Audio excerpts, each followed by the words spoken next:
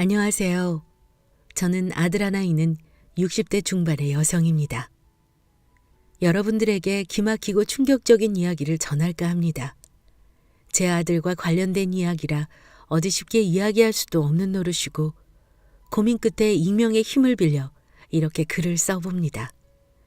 앞으로 저와 아들이 어떻게 지내면 좋을지 조언해 주시면 감사하겠습니다. 어린 시절 제 가정은 평범한 집안이 아니었습니다. 저희 아버지는 술만 드시면 폭력적으로 변하여 엄마와 저를 지독히도 괴롭히셨습니다. 어릴 때부터 어른이 되면 아버지에게서 빨리 벗어나고 싶은 마음뿐이었죠. 그러던 중에 아는 지인의 소개로 젊은 나이에 한 남자를 만나게 되었습니다.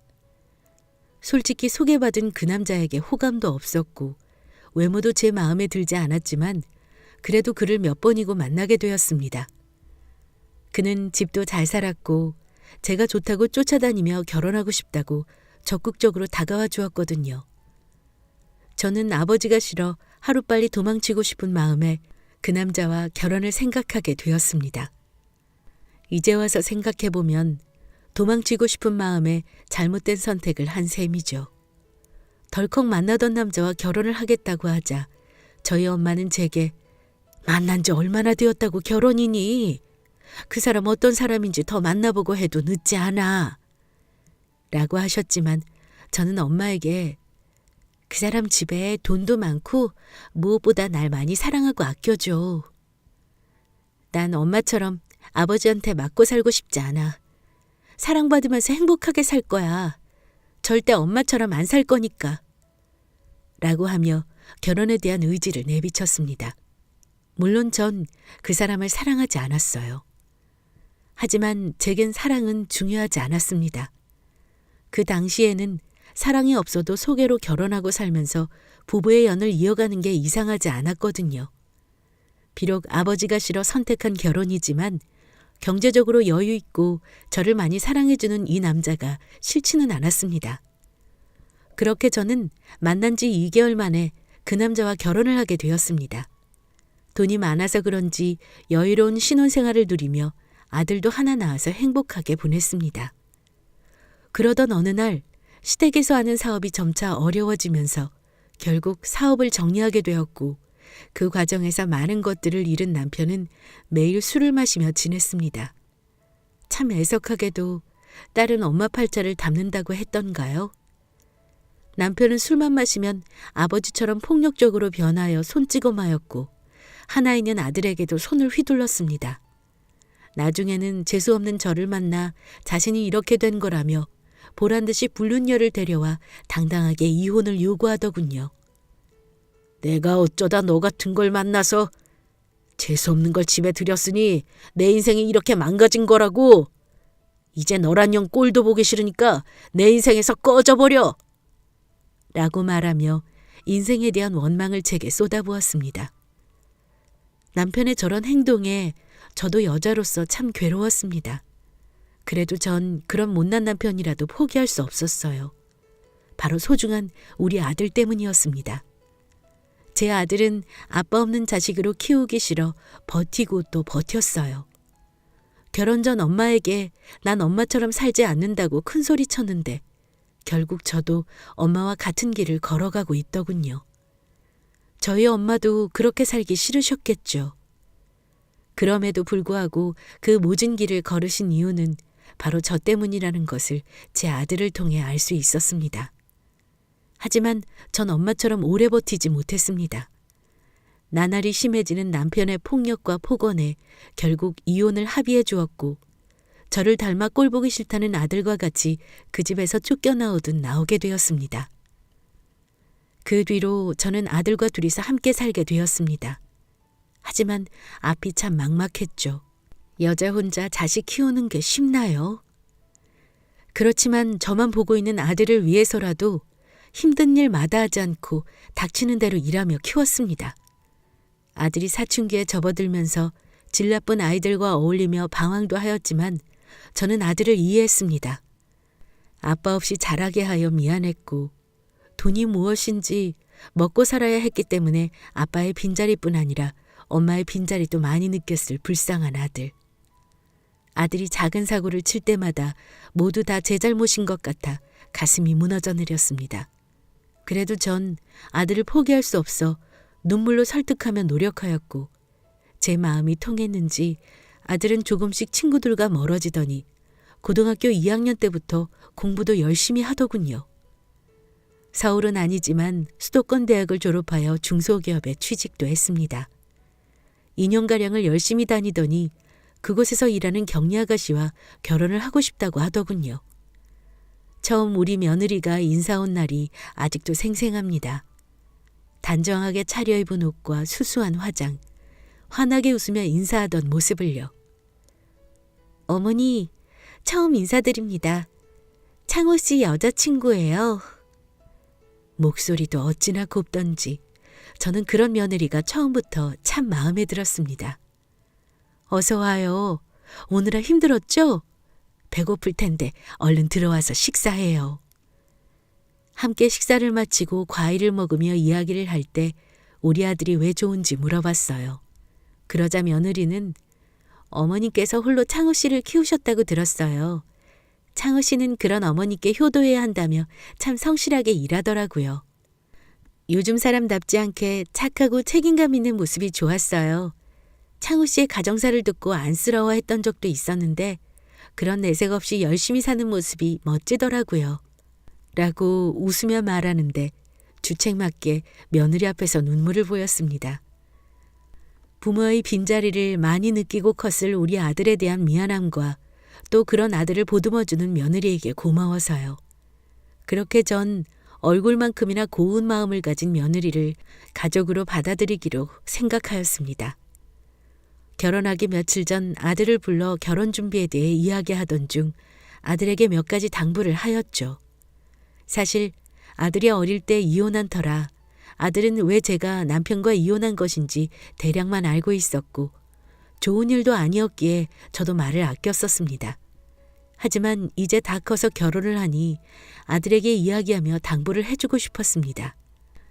우리 아들이 이제 다 커서 결혼을 하는구나. 엄마는 우리 아들이 잘 커줘서 너무나 고맙고 대견스러워.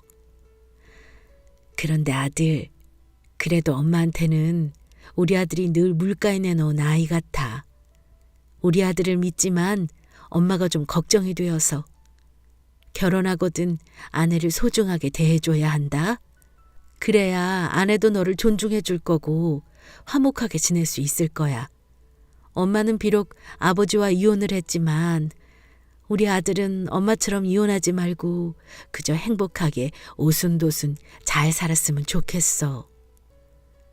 그래도 우리 아들은 술 먹고 행패 부리는 아버지의 모습을 닮지 않아서 참 다행이야. 라고 이야기했습니다. 아들은 제게 엄마, 난 절대 아버지처럼 그러고 안 살 거야. 행복하게 잘 지낼 테니 걱정하지 마셔. 라고 이야기하며 제 당부를 잊지 않겠다고 하였습니다. 아들은 아버지와는 다른 삶을 살 거라며 호언장담하듯 제게 의젓한 모습을 보여줬습니다. 그렇게 결혼 준비를 마무리하며 아들과 며느리는 조촐하게 결혼식을 올렸습니다. 없는 살림에 큰 돈은 아니지만 저는 그동안 따로 모아놓은 돈을 아들에게 건네며 신혼집에 보태주었습니다. 아들은 혼자 사는 제가 걱정되었는지 가까운 거리에 신혼집을 얻었고 며느리와 자주 왕래하며 저를 챙겨주려 하였습니다. 무엇보다 우리 며느리가 제게 얼마나 살갑게 굴며 챙겨주는지 참 고맙더라고요.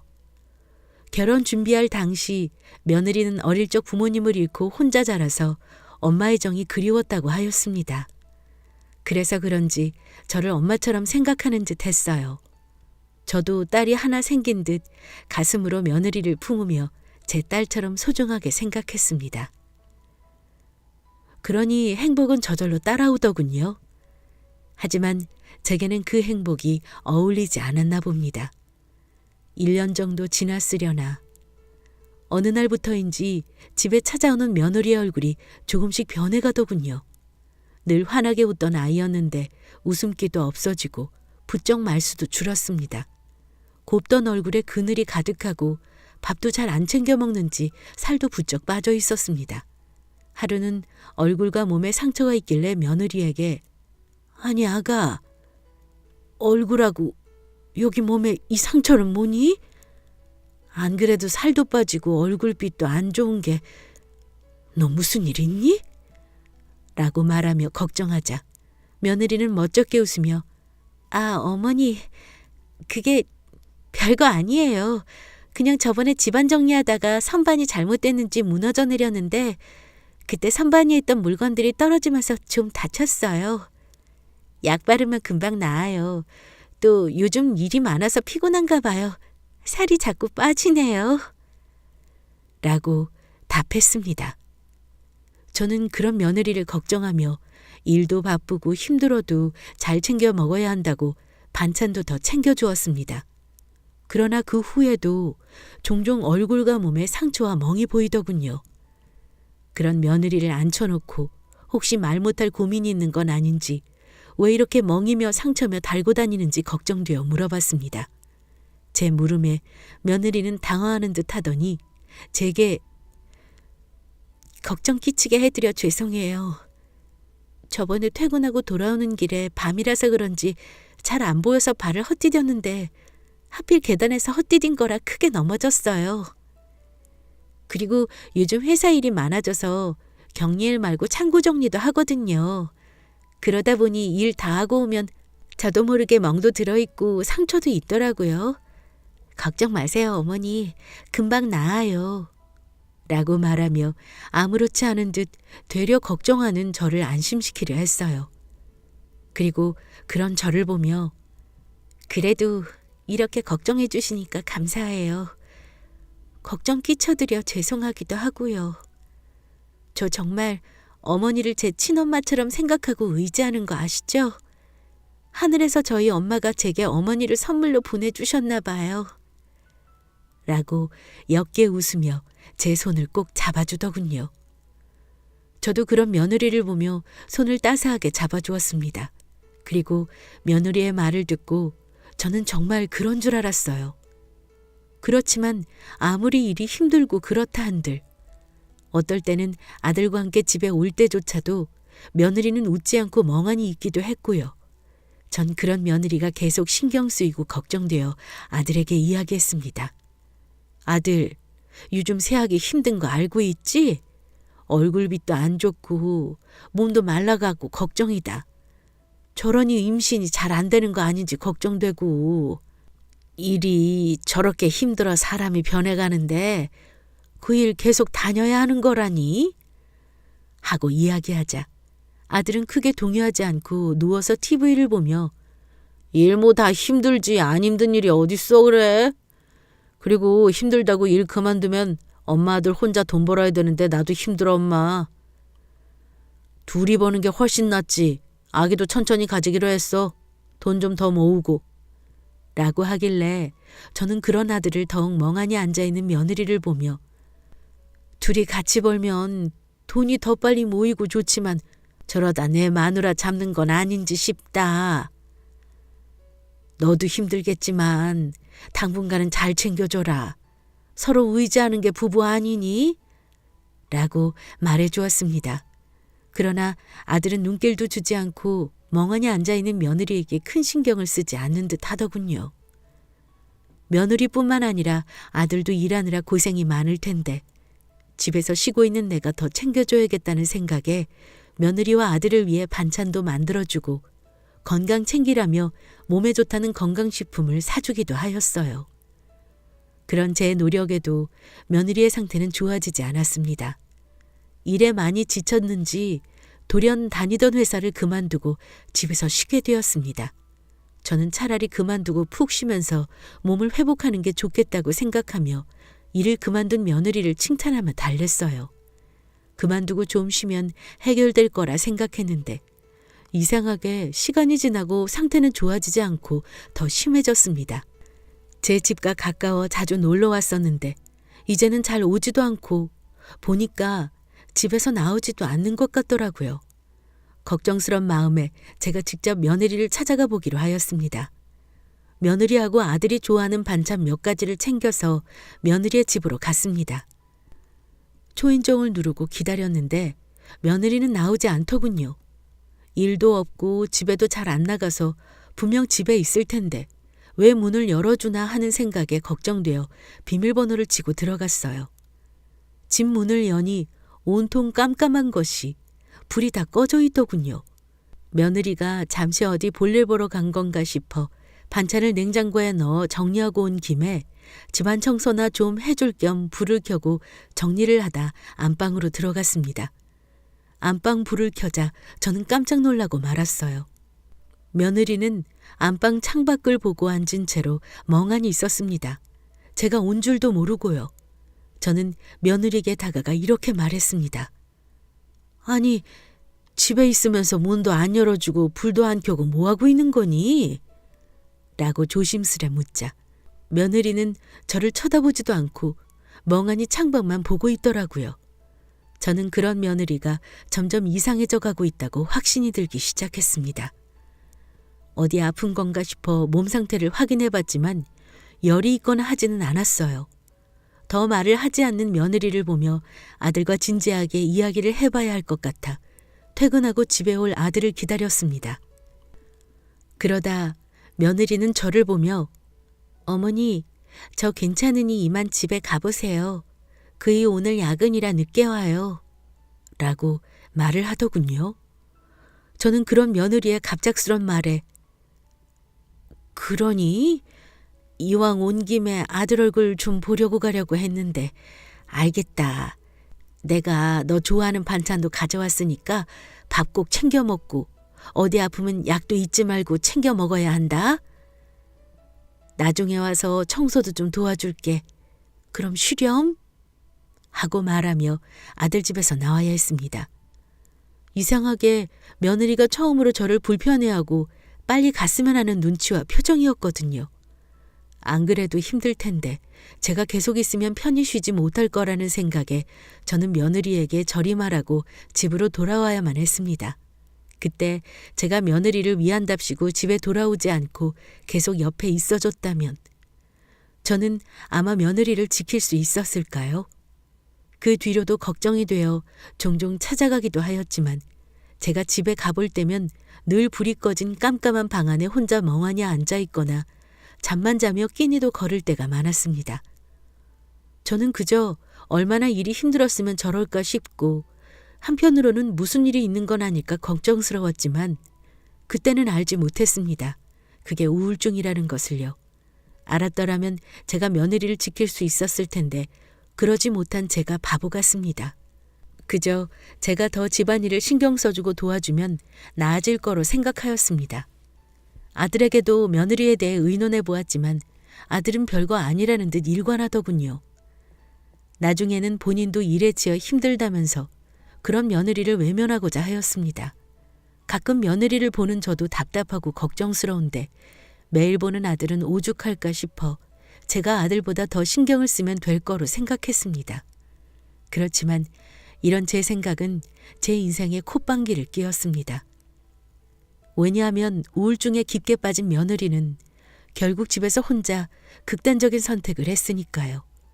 그날도 여느 날과 다름없이 반찬을 챙겨주고 집안일을 도와주려 아들 집에 들렀고 불이 꺼진 방문을 연 순간 저는 놀라 주저앉았습니다. 방바닥에 흩어져 있는 수많은 알약과 힘없이 쓰러져 있는 며느리의 모습을 보고 달이 이미 풀리고 말았으니까요.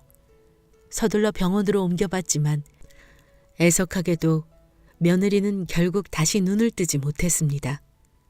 그동안 무슨 그리 힘든 일이 많았는지 두 번 다시 눈을 뜨고 싶지 않은 듯 참으로 평온하게 눈을 감고 자고 있었으니까요. 그렇게 허망하게 며느리를 보내며 저는 마음이 아주 힘들었습니다. 저도 그렇게 가슴이 아프고 괴로운데 우리 아들은 오죽할까 싶었어요. 그런데 제 생각과는 달리 아들은 도리어 덤덤하더군요. 슬퍼하기보다는 체념한 듯 보였어요. 전 슬픔을 토해내지 못하는 그런 아들의 모습이 더 안쓰럽게 느껴졌습니다. 아들과 함께 며느리의 장례를 다 치르고 아들 집에 있는 며느리의 물건을 정리할 때 저는 생각했어요. 혹시라도 버티고 있는 아들이 힘겨울까 싶어 아들에게 제가 대신 며느리의 유품을 정리하겠다고 하였습니다. 너는 괜히 새아가 물건 보면 더 힘들 테니 엄마가 대강 정리하마. 너는 엄마 집에 가서 좀 쉬고 있으면 될 것 같구나. 라고 말하고 아들 집에 혼자 오게 되었습니다. 가장 먼저 무엇을 정리해야 할지 막막했지만 천천히 며느리의 물건을 살펴보았어요. 일만 하고 지내서 그런지 예쁜 옷 한 벌, 제대로 된 화장품 하나 없이 초라한 모습들만 방안을 감쌌습니다. 이 모습을 보니 아들 대신 제가 정리하는 것이 잘 됐다고 생각했어요. 이 모습을 아들이 본다면 아들은 수없이 자신을 원망할지도 모를 테니까요. 저는 가장 먼저 옷장 서랍에 있는 며느리의 옷을 하나씩 꺼내 정리했습니다. 옷가지들이 많이 없어서 금세 바닥을 보이더군요. 그런데 맨 밑에 깔린 옷 사이로 무언가 보이더군요. 꺼내어 보니 다이어리 같았는데 뭔가 싶어 열어보니 며느리의 일기장이었습니다. 그날 그 다이어리를 보지 않았다면, 제가 유품을 정리하지 않았다면 지금 우리 아들과 전 달라졌을까요? 천천히 읽어내려간 며느리의 다이어리 속 일기는 충격 그 자체였습니다. 그 일기 속에는 우리 아들에 관한 이야기가 적혀 있었어요. 어느 날부터 조금씩 술을 마시고 들어온 아들은 며느리에게 소리를 지르며 물건을 부수고 던졌으며 술에서 깨면 미안하다고 무릎을 꿇으며 사과를 했다고 합니다. 그러나 그것도 잠시, 다시 술을 마시고 들어오더니 전과 달리 더 폭력적인 모습을 보이게 되었고, 다음 날 정신이 들면 사과를 하며 그런 행동은 계속 반복되었다고요. 결국은 며느리에게 손찌검까지 하게 되었는데 나중에는 너 말고 다른 여자가 좋다며 자주 다니던 술집 여자와 눈이 맞아 며느리 앞에서 당당히 내연녀를 보여주기도 했답니다. 하필 하늘도 무심하시지. 그때 우리 며느리는 임신 초기라는 것을 알게 되었고 자신의 아이에게 아빠 없는 슬픔을 주고 싶지 않아 아들에게 매달리며 가정을 지키려 노력을 하였더군요. 애절한 며느리의 마음을 몰라주고 아들은 되려 그런 며느리가 지겹다며 술을 먹고 손찌검까지 하며 난동을 부리다 그 바람에 며느리가 다치게 되었고, 초기 때 스트레스를 크게 받아 결국 아이까지 유산됐고요. 일기장 중간중간에도 아들은 술을 먹고 며느리에게 이혼을 요구하였고, 며느리가 이혼은 안 된다며 버티자 이혼 안 해주면 죽여버릴 거라며 며느리를 더 괴롭혔다고 합니다. 그만큼 내연녀에게 푹 빠져 있었다고 적혀 있었습니다. 전 그 일기장을 보고 큰 충격에 빠져 한동안 멍하니 일기장을 보며 앉아 있었습니다.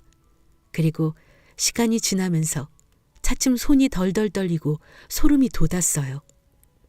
그동안 정말 내 아들이 며느리에게 이런 못된 짓을 한 것인지 믿기지 않았고 지난 시간이 혼란스러웠습니다. 그리고 내 아들이지만 왜 난 아들이 이런 모습을 알지 못했을까? 며느리와 아들은 왜 내게 모든 것을 감추고 내 눈과 귀를 먹게 했을까? 내 아들이 내게 두 얼굴이었다는 생각에 소름이 확 끼쳤습니다.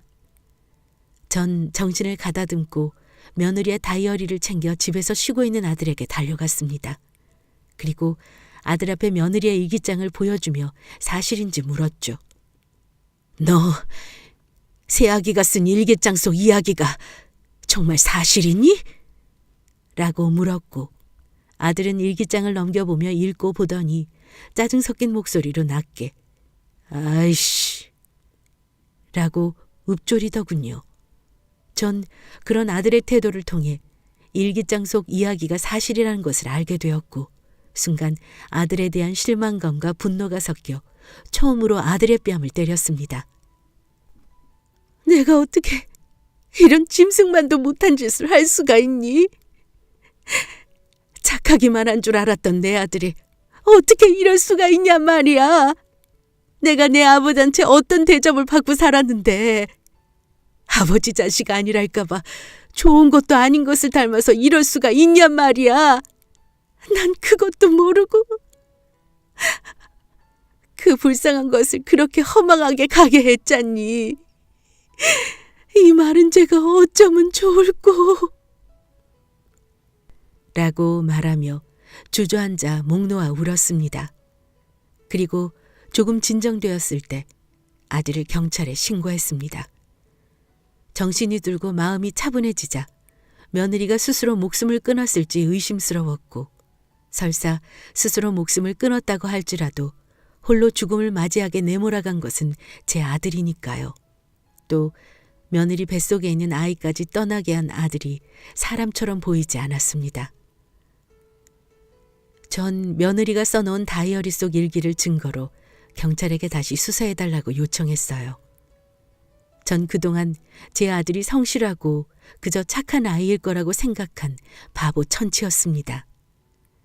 남편 복은 없어도 자식 복은 있다고 생각하며 잘 자라준 아들을 대견스러워하였는데 그게 전부 거짓이었다니요. 외할아버지와 아버지의 모습을 똑같이 빼닮은 아들이 그저 원망스러웠습니다. 그리고 그 모진 시간을 견뎌낸 며느리가 같은 여자로서 불쌍하게만 느껴졌습니다. 바보같이 미련하게 살지 말고 내게 도움을 요청하지. 아니면 도망이라도 가서 더 나은 인생을 살았어야지. 그 모든 시간을 다 견디며 제게 내색조차 없었던 며느리가 많이 보고 싶었습니다. 어쩌면 그동안 며느리는 제게 여러 번의 도움을 요청하였는지도 모릅니다. 제가 그런 며느리를 외면한 거라 생각하니 스스로가 참 용서가 안 되는군요. 그렇게 한없이 착하고 애처로운 아이를 더 살펴보고 신경 썼더라면 이런 일이 오지 않았을 터라는 죄책감이 듭니다. 이런 제 마음을 하늘이 알았는지 결국 힘들다는 며느리에 관한 재수사가 시작되었고, 아들은 어떻게 자식을 의심하고 신고할 수 있냐며 저를 원망하더군요. 엄마라는 사람이 어떻게 나를 의심해? 내가 술 먹고 좀 때렸다고 날 살인범으로 생각하는 거야? 인생 살기 싫어 지가 자살한 것을 왜 내 탓을 하느냐고? 라고 제게 악을 쓰는 아들. 수사를 제대로 해봐야 알겠지만 만약 아들이 그런 짓을 한 게 아니더라도 전 아들을 신고한 것에 후회는 없습니다. 사람을 꼭 죽여야만 잘못한 게 아니잖아요. 한 사람을 죽음의 길로 떠민 것도 잘못 아니겠습니까? 저도 앞으로 평생을 며느리에게 속죄하며 살겠지만 못난 아들도 제 마음을 이어받아 죄를 뉘우쳤으면 좋겠습니다. 여러분들이 보시기에는 자식을 신고한 어미가 어디 있느냐고 비난하실지 몰라도 제 자식이기 때문에, 한없이 못났어도 제 자식이기 때문에 어미로서 잘못한 것은 바로잡아주고 싶었습니다. 못난 아들을 대신하여 며느리에게 머리를 조아리며 죄를 빌면서 수사 결과를 기다렸습니다. 수사를 통해 알게 된 사실은 아들이 며느리를 죽였다는 직접 증거는 나오지 않았기에 살인죄는 적용되지 않았지만, 그간 이루어진 협박, 폭행, 그리고 임신한 아내를 폭행하여 일어난 유산에 대한 죄가 인정돼 실형을 살게 되었습니다. 초범인 것을 고려하여 오랜 시간을 교도소에서 지내는 건 아니지만 그래도 아들이 자신의 죄를 뉘우치고 죄값을 다 치르고 나오게 된다고 하니 한편으로는 마음이 아프지만 이 기회로 다시 새 사람으로 태어났으면 좋겠습니다. 아들은 여전히 저를 원망하며 제 면회를 거부하고 있습니다. 그래도 예전처럼 제가 계속 아들을 설득하고 보듬어 준다면 이런 제 마음을 알고 아들도 깊이 반성하지 않을까 생각됩니다. 여러분, 어쩌면 제가 더 현명하게 아들을 다시 가르칠 수 있을지 조언 좀 해주세요. 긴 글 들어주셔서 감사합니다.